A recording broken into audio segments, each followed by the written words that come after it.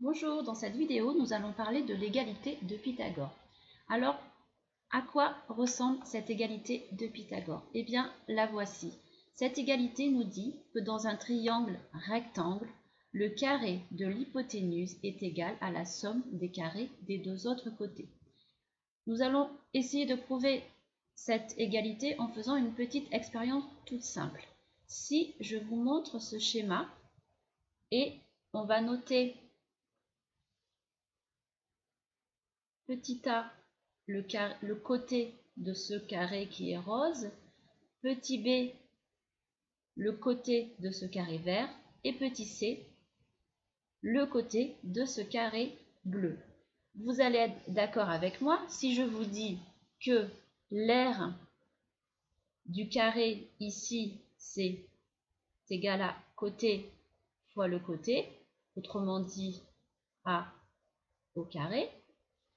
L'aire de celui-ci, c'est B fois B, autrement dit B au carré. Et pour le dernier, on a C fois C, autrement dit C au carré. L'égalité de Pythagore nous dit que A au carré est égal à B au carré plus C au carré. Alors comment le prouver? Je vais vous laisser représenter cette figure-là, découper le carré rose, le carré vert et le carré bleu.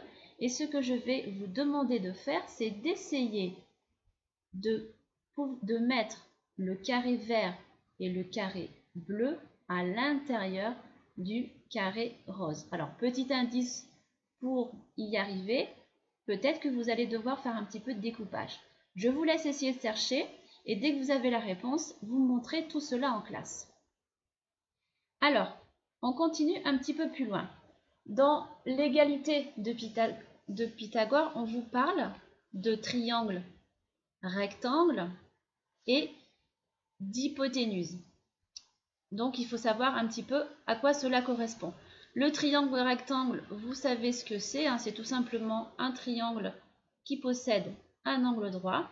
Et l'hypoténuse, c'est un côté particulier du triangle rectangle, c'est le côté qui se trouve ici, qui est opposé à l'angle droit.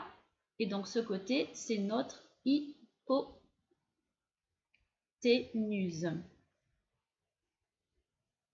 Donc, dès que vous avez un triangle rectangle, la première chose à faire, c'est d'essayer de repérer facilement l'hypoténuse de votre triangle. L'hypoténuse sera toujours le côté opposé à l'angle droit. Alors maintenant, ce théorème de Pythagore, vous allez me dire, il est bien joli, mais à quoi me sert-il?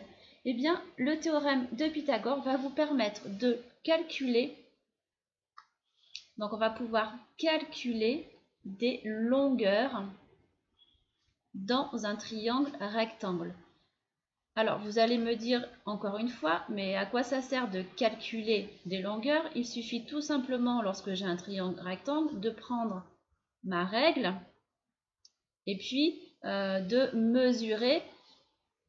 Hop, j'écris dans un triangle rectangle. Donc, je disais, vous allez me dire, il suffit tout simplement, lorsque j'ai un triangle, de prendre ma règle et de mesurer le côté qui me manque. Sauf que vous êtes en quatrième et puis on ne vous dit pas mesurer, on vous dit, ce que j'ai noté ici, calculer. Donc si vous devez calculer, ça veut dire que vous devez faire un calcul.